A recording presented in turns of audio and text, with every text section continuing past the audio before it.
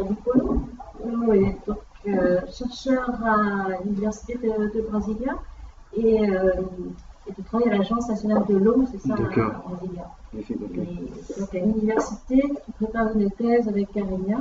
Oui, c'est ça. Que vous avez accueilli l'année dernière comme professeur à l'université. Une thèse sur le droit de l'eau, sur lequel tu m'as un peu plus, et donc nous accueillons pour plusieurs mois. Pour et vous serez content de discuter avec nous, et puis d'autres chercheurs aussi, avec le projet de recherche. Je te laisse présenter ton projet, puis D'accord. Donc, moi, je vais essayer de parler en français. C'est un peu difficile pour moi parce que moi, je parle le portugais et l'anglais. Donc, si tu veux t'exprimer en anglais, c'est facile après. Je vais essayer de parler en français. C'est une question d'honneur. Comment c'est un challenge. Donc, mon projet c'est par rapport à la zone côtière et sa interface avec la gestion de l'eau dans la zone côtière. Comment on peut articuler ça un peu meilleur comme ça. Donc, effectivement, le travail, c'est une comparaison entre le Brésil et France pour trouver, pour clarifier, clarifier la question de compétences sur l'eau dans la zone côtière. Donc ici, c'est un petit CV.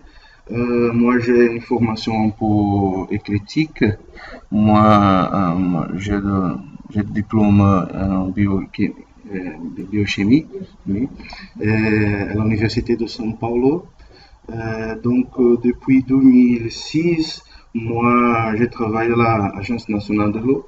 C'est une agence nationale qui contrôle et régule toutes les eaux douces du Brésil, les eaux qui sont de titularité fédérale.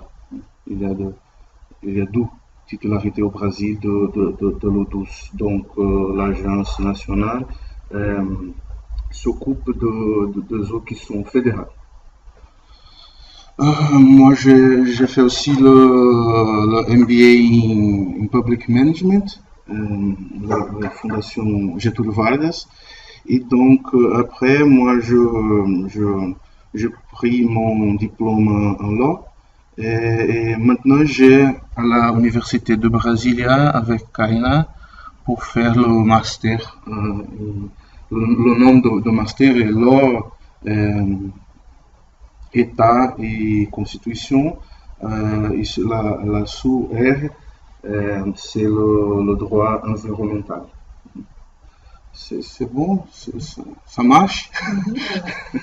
Le master au Brésil, c'est cette année en fait. Oui, c'est 5 ans pour le diplôme basique, pour la graduation, je ne sais pas comment ça dit en français. Et après, moi je pense que c'est plus indépendant qu'ici en France. Le master est un peu plus différent. Vous êtes déjà dans la recherche en fait, clairement, en master, plus que vous suivez de cours pour l'obtention de votre master, non? Oui, c'est ça. Mais pour le diplôme basique, la graduation en droit, ce sont 5 ans. Mais il n'y a de direction pour la recherche. C'est seulement, c'est une formation éclectique. Donc, pour rechercher un peu, il faut faire un master et après le master, le doctorat. D'accord. C'est un peu différent ici. C'est un peu plus intégré le master et l'université basique. C'est ça. On pas encore en master dans la formation, même s'il y a une ouverture sur la recherche avec le mémoire au niveau de notre rapport de stage, mais ça reste limité quand même. D'accord. Moi, je fais ici une petite introduction Moi, je vais lire en anglais et parler français. Et passer en portugais, peut-être. Là, c'est une petite introduction aussi. La côte du Brésil, elle a presque 7500 km d'extension. Et 9200 km si vous voyez toute le caractéristique spéciale. Donc, le rad, des choses comme ça. Donc, c'est une côte très très extense. Notre zone économique exclusive, il y a 3 millions de kilomètres. Comment c'est dit? Carré. Ouais, c'est ça, carré. Notre plateforme continentale a 950 000 km². Donc, ça pose un problème parce que 25% de la population brésilienne vivent sur le poste, sur la zone côtière. Donc, ce sont la ville la plus grande. Donc, beaucoup de problèmes se posent, comme il y a un impact significatif sur le ressort naturel, et spécialement l'eau, la biodiversité, la pêche aussi, le tourisme. Et donc, ça se concentre beaucoup d'activités en fait économiques. Et l'eau, la question de l'eau à la zone côtière est un peu problématique, surtout sur la qualité. Il y a beaucoup de villes et il n'y a pas un traitement. Traitement de l'eau. Il y a beaucoup de villes qui n'ont pas de traitement de l'eau, donc de la qualité de l'eau à la zone côtière, c'est très nouveau. Donc ici il y a un plan qui montre la criticité de l'eau, surtout à la zone côtière. C'est en portugais ici, là je peux traduire. Et c'est une balance qualitative et quantitative de l'eau. C'est partout, mais moi je vais concentrer à la zone côtière. Le bleu, c'est satisfaisant. L'orange, c'est la criticité de quantité, de qualité. Désolé. Le jaune, c'est la criticité de quantité. Combien le fleuve, les eaux sont affectées. D'une perspective qualitative, critique.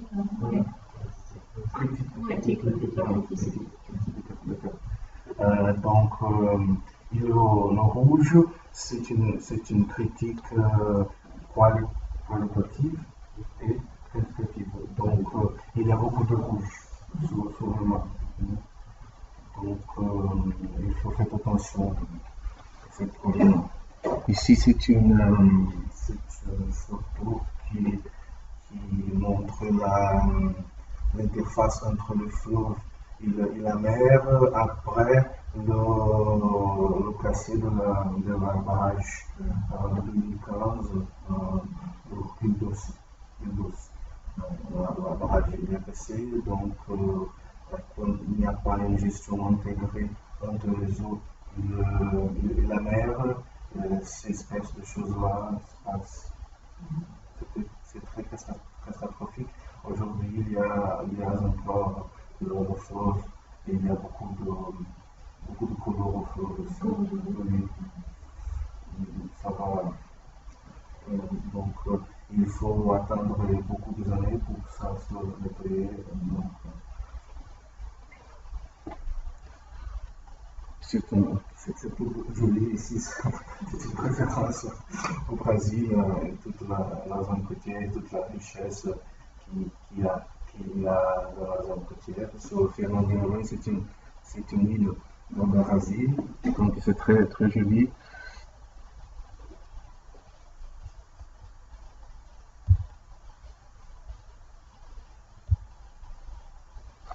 Et donc, moi, je parle un peu sur le contexte de la gestion côtière au Brésil, la constitution brésilienne de 1988, c'est ça. La zone côtière, elle a indiqué que la zone côtière est une patrimoine, donc c'est presque la même chose, national. Donc, c'est une région qu'il faut protéger, il faut faire la gestion efficiente. Il y a de loi 7661 de 1988, c'est la planification nationale pour la gestion côtière. Donc, ils ont défini la côte comme la zone géographique, l'espace qu'il y a de l'interaction entre l'air, la terre et la mer. Donc, c'est une lieu complexe avec beaucoup d'interactions naturelles et humaines. Donc, la police, comment c'est dit politique en français? Politique. La politique donne une spéciale protection à tout le système de l'eau douce dans la zone côtière.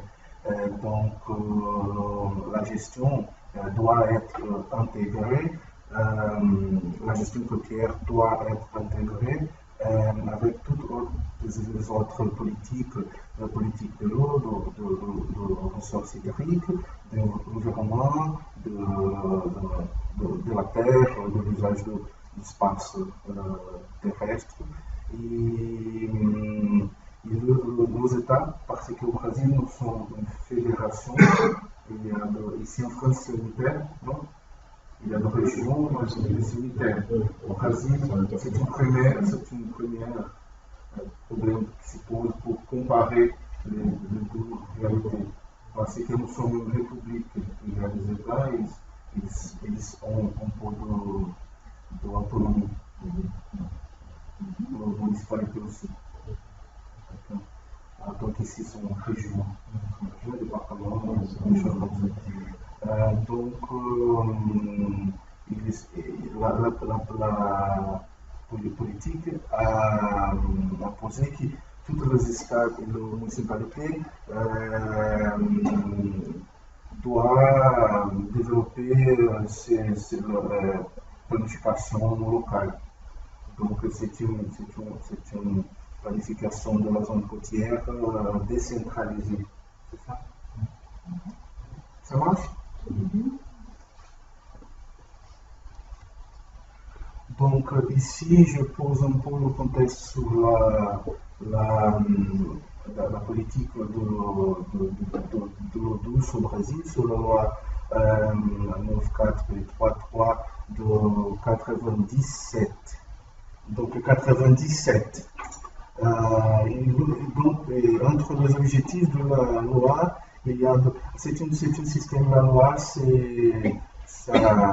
a été basé sur la politique eau douce ici, dans la politique française. Notre système au Brésil de gestion de l'eau douce, c'est directement a été basé ici au système français. Inspiré de la Oui, c'est ça.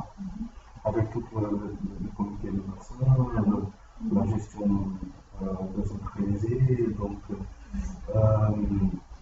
et donc la loi pose que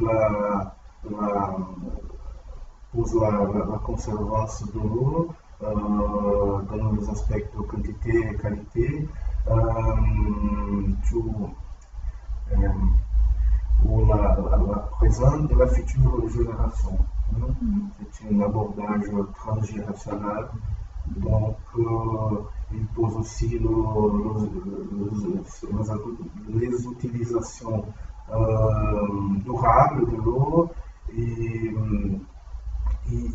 l'eau comme un aspect de protection environnementale et sociale, un aspect de protection sociale et environnementale contre les événements critiques, les choses critiques, comment ça dit ça,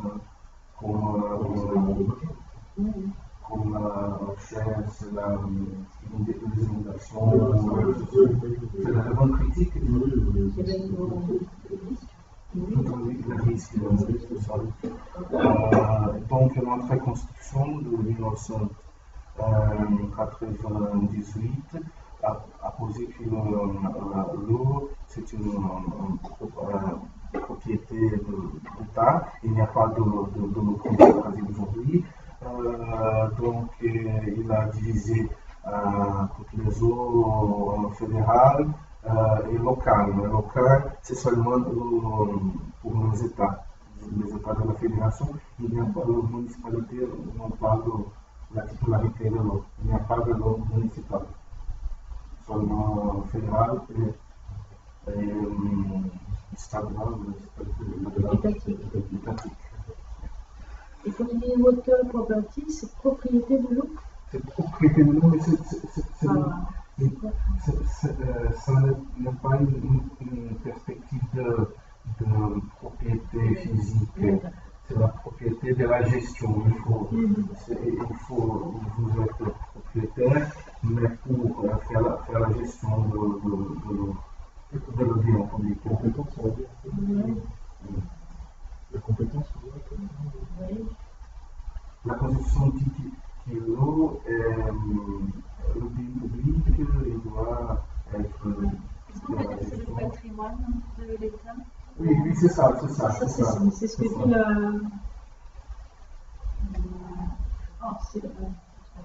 En portugais, comment est-ce que c'est formulé? Dominion. Oui, pour domaine. Comme domaine public, oui. C'est le domaine public. Oui. C'est l'impérium, en fait. Oui, c'est ça. Domaine, c'est le. Ok, oui. Domaine, c'est ça. Donc ici. Pardon? L'eau, c'est l'air. L'intégration de l'eau. La politique, notre politique n'indiquait pas l'air comme une chose directe pour intégrer avec l'eau. Il n'y a pas expressément à l'eau. C'est le problème. Il y a des statuts pour l'air, mais ils sont comme une protection à la pollution de l'air, selon les niveaux de pollution, sur le niveau de pollution de l'air, il faut respecter le niveau de pollution, mais ce sont des normes administratives.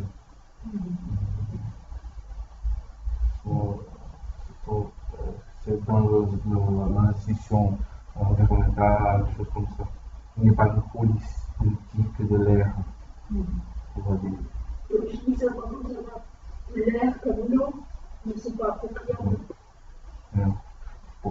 Il y a de pluie aussi. Voilà. Donc, c'est des choses qui appartiennent à tous et donc à la personne en particulier.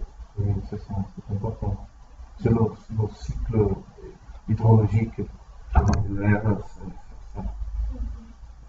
Le sang. Alors que, par exemple, au Portugal, la colonne d'eau, de mer appartient à l'État. C'est le propriétaire, c'est l'État, c'est pas personne. Si l'État il a des droits, c'est.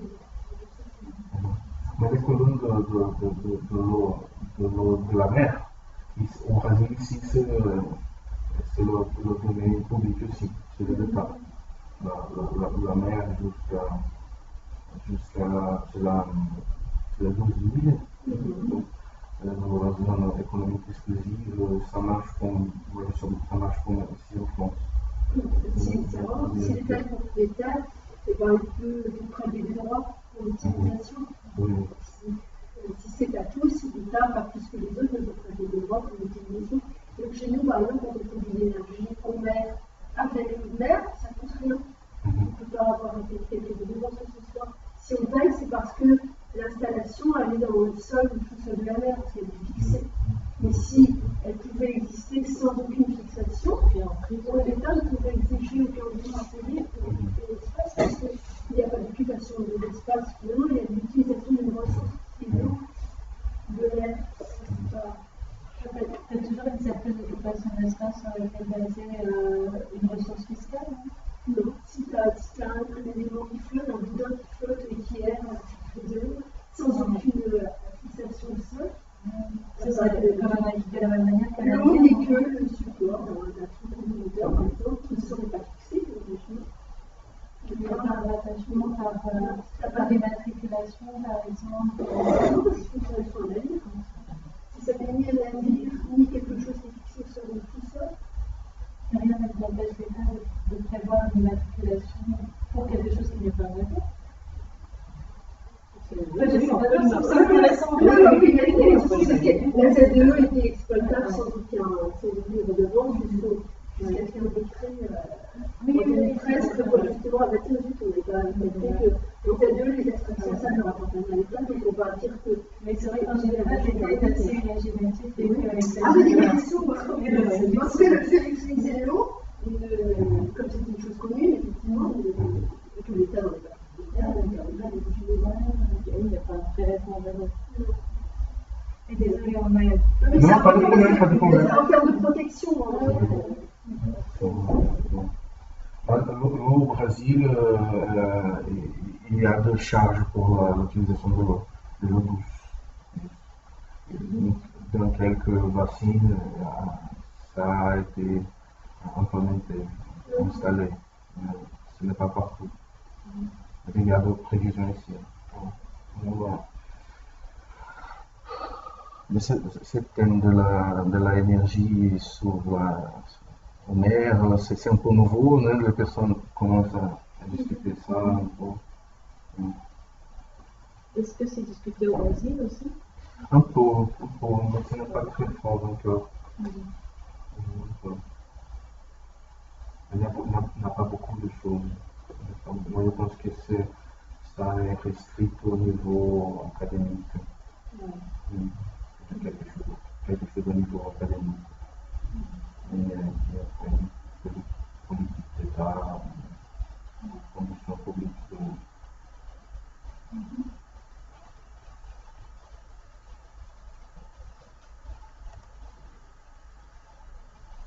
Donc, moi je dis ça, l'eau est sur un titulaire public, le domaine public. L'eau est à limiter les ressources et elle a une valeur économique. Donc, il faut charger pour l'autorisation, ça marche. Et l'État doit donner la garantie pour les utilisations multiples de l'eau, pour toutes les activités multiples. La gestion de l'eau doit être décentralisée et avoir la participation de l'État, des utilisateurs et de communautés aussi, de communautés ici en France. Donc ça a été créé la figure du comité de bassin démographique, c'est un espace démocratique pour la gestion de l'eau. Pour participer à la société civile, de l'État, Donc, c'est une perspective décentralisée de gestion. Donc la politique a posé ici l'interprétation de l'eau, de la bassine hydrographique et la gestion de la zone historique et de la zone côtière.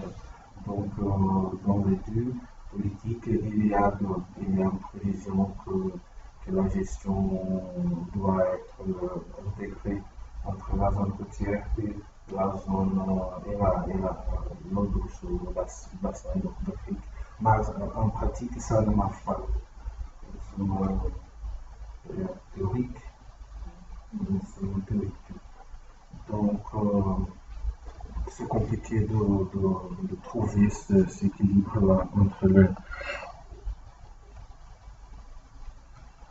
Donc, entre les instruments qui ont été créés par la loi, il y a de planification d'utilisation de l'eau, il y a de charges pour l'utilisation de l'eau, il y a de permissions pour l'utilisation de l'eau, qu'on appelle au Brésil outorga. Je ne sais pas comment c'est traduit ça, mais c'est une permission, c'est une licence que le pouvoir public donne aux particuliers pour utiliser l'eau à l'industrie, pour créer le poisson, l'eau douce, pour faire la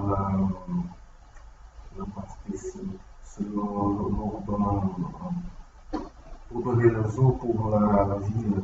Oui, le réseau d'assainissement. Oui, c'est le réseau d'assainissement, des choses comme ça. Donc, il faut avoir une permission d'utilisation. Pour les eaux fédérales, la responsabilité est de l'Agence nationale de l'eau. Donc pour la transposition du fonds de São Francisco, aussi pour le Grand Livre, et pour la génération hydroélectrique, il faut tout a besoin d'avoir la permission de l'utilisation du pouvoir public.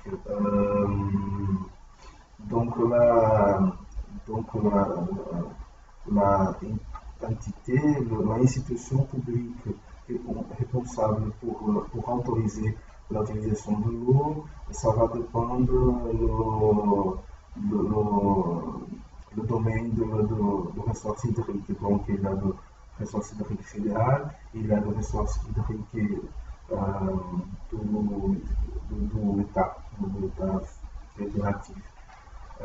Donc, qui sont les eaux fédérales? Sont les fleuves et d'autres corps d'eau, c'est ça? Réservoir.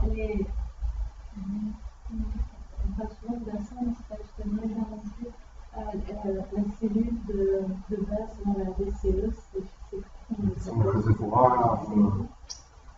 Oui. C'est tout le corps d'eau douce. les masses d'eau. Les masses d'eau. Donc, ils sont fédérales, quand ils traversent d'où l'État de la fédération, ou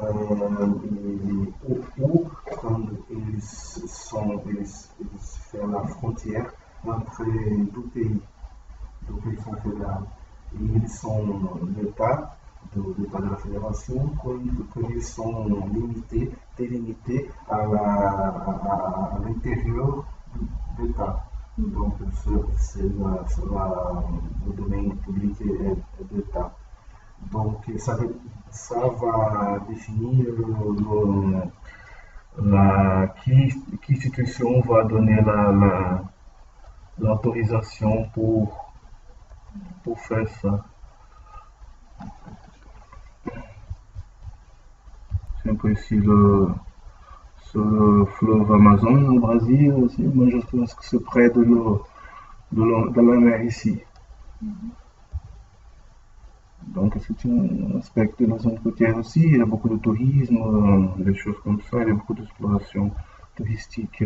Donc, le problème de recherche, c'est quels sont les critères, quels sont les paramètres qui on peut utiliser pour définir de compétences, compétences de les institutions de ressources hydriques, de gestion de ressources hydriques dans les zones côtières.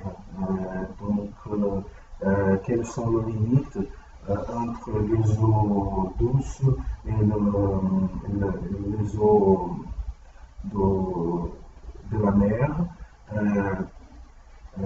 qui peut être considérées pour faire la gestion et la définition de compétences. Donc, moi, je veux trouver cette limitation. Comment pour faire ça? La limitation entre l'eau douce et l'eau de la mer, parce que c'est un peu problématique au Brésil. Donc, moi, je pose la perspective de faire une méthode comparative entre le cadre au Brésil, à France et l'Union européenne pour définir ces limites-là. C'est possible de trouver ces limites-là pour l'eau douce et l'eau salée, l'eau de la mer.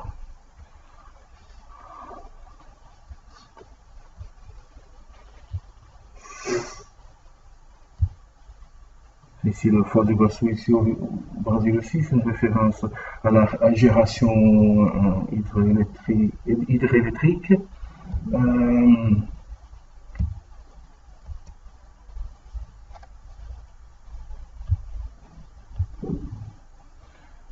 Donc, on a au Brésil le paramètre géographique, c'est la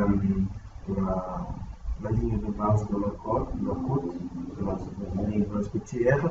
Donc, il y a un décret nouvelle, il y a de 2015, c'est 8.400, il va définir une ligne de base pour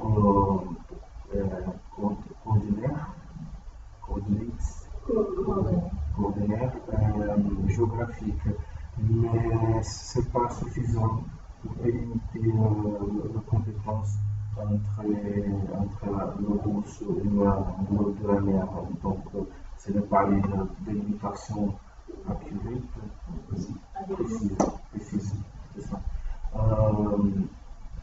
Ces questions-là posent le problème pour les institutions publiques.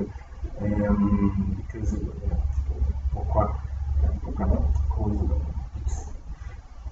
ça, c'est pour ça le problème. Cette question se pose problématique à l'administration publique parce qu'il y a les institutions-là ne savent pas comment faire sa gestion. Il y a beaucoup de process à l'Agence nationale de l'eau qui s'arrêtent parce qu'il n'y a pas une délimitation précise de cette délimitation-là de l'eau douce et de l'eau salée, de l'eau de la mer. Donc, il faut trouver, et ça pose problème pour la gestion et pour la régulation de l'eau.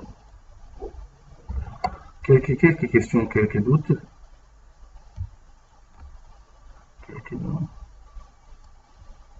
Juste, si je peux me permettre une question, est-ce que sur la carte, on a les lignes de base ou pas?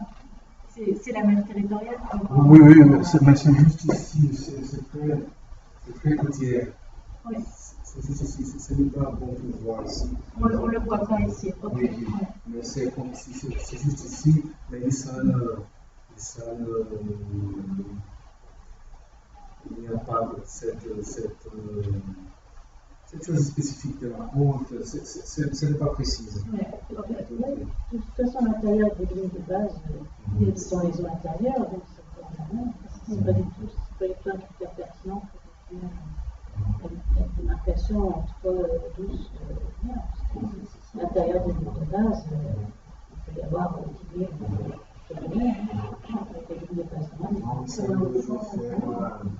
faire sur la cunha salina, comment se dit en France? La ligne rouge, c'est sur la limite de Salina. C'est un peu précis parce qu'il y a beaucoup de variations, donc comment se dit cunha salina? C'est la limite de salure des eaux. Ce n'est pas bon. C'est pas grave. Chez nous, c'est comme ça. Mais en réalité, sur la base de données scientifiques pertinentes, on fixe la limite entre le domaine public maritime et le domaine public fluvial. Et ça peut évoluer. Ce que dit le code de la propriété des biens publics, c'est que la délimitation, elle vaut au jour de la délimitation. Donc que le lendemain, ça peut changer. S'il y a des poissons, qui massivement se déplacent, etc. Et donc les droits des personnes ne sont pas véritablement consolidés par les personnes privées qui sont limites ne sont pas consolidées définitivement. C'est juste une délimitation qu'il faudra un jour. Et s'il n'y a pas de délimitation chez nous faite par le pouvoir public, c'est la nature qui dit que non, c'est trop libre, c'est l'effet de la nature. Par contre, effectivement, chez nous, ça induit un régime fiscal, c'est le fleuve, c'est la mer. Et en même temps, en termes de gestion, la question de la salure des eaux n'est pas forcément non plus la question la plus pertinente, parce que si on prend la DCE, elle va s'appliquer jusqu'à la directive cadre sur l'eau, qui est vraiment la base de la gestion de l'eau de l'Union européenne. Elle s'applique jusqu'à 1 000 marins au-delà des lignes de base. Donc on a clairement des eaux salées, des eaux marines qui sont inclus et qui permettent de faire l'articulation après avec des mesures de gestion marine. Et alors, tout à fait. C'est une bonne chose, puisque c'est pas parce qu'il y a une limite de salure des eaux que le problème va s'arrêter là, le problème est différent. Par contre, je pense que ça a été une petite révolution dans l'administration de faire en sorte que des administrations en charge des eaux douces puissent s'occuper d'eau salée jusqu'à 1 000 au-delà des lignes de base. Et donc, au large récent, donc c'est des zones auxquelles ils ne sont pas du tout habitués et ça a probablement été un peu compliqué à mettre en place à la base. Mais au final, c'est le droit qui décide plus que dans ce cas de figure, tandis que sur la question de la domanialité fluviale ou maritime, c'est plus la nature.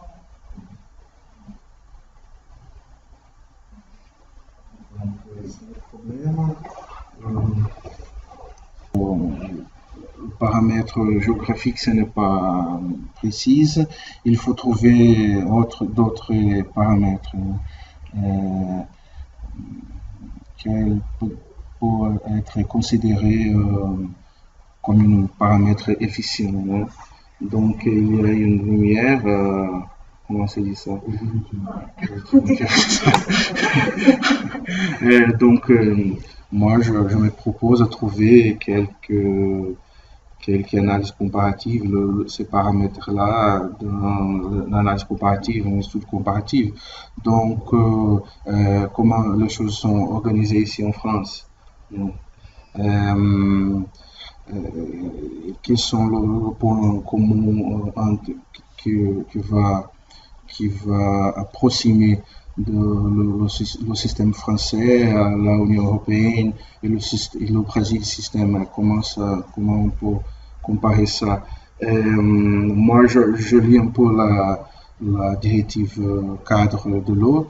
Donc, il y a beaucoup de perspectives. La protection de l'eau doit promouvoir la protection de la zone côtière, c'est comme au Brésil. Mais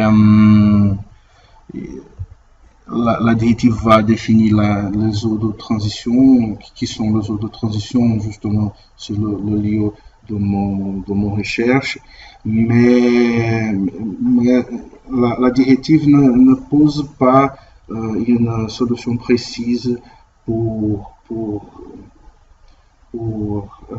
ce problème-là. Donc, moi, je n'ai pas trouvé quelques spécifications de comment ce problème-là va se affronter face to face. Confronter, c'est la même chose. Confronter. Donc, moi, j'ai ici une idée de chercher une délimitation qui est basée on integrated coastal management. Maybe it's a good way. And besides geographical, economic, social et environnemental paramètres, parce que le ICCM, GZC,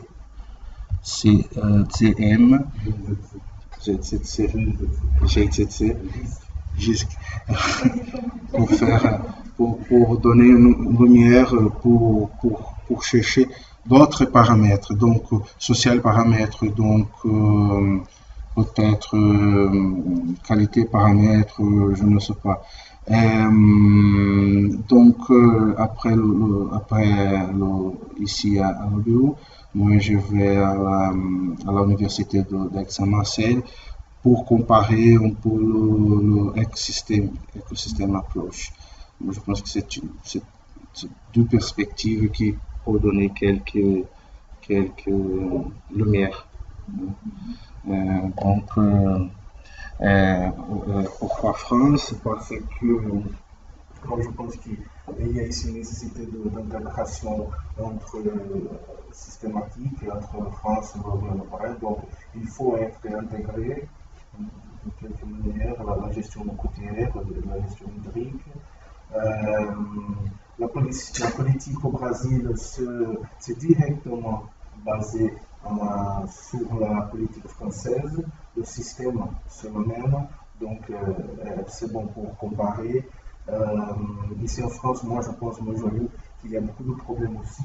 Il y a une complexité à la zone côtière. Il y a de problèmes environnementaux aussi. Il y a un fort impact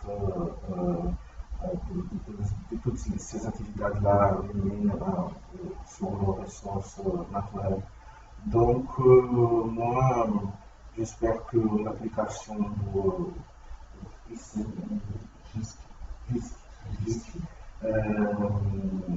comme une directive commune, moi, je posais la question ici, c'est une directive commune, ça ne marche pas. En pratique, c'est ça, entre l'Union européenne et les pays qui sont membres de la communauté européenne. Donc, c'est ça, c'est le début du travail, donc il y a beaucoup de choses à analyser pour essayer de trouver une réponse, trouver quelques paramètres pour délimiter là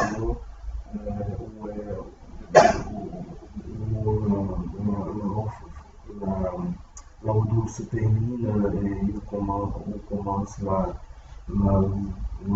mer, donc je ne sais pas.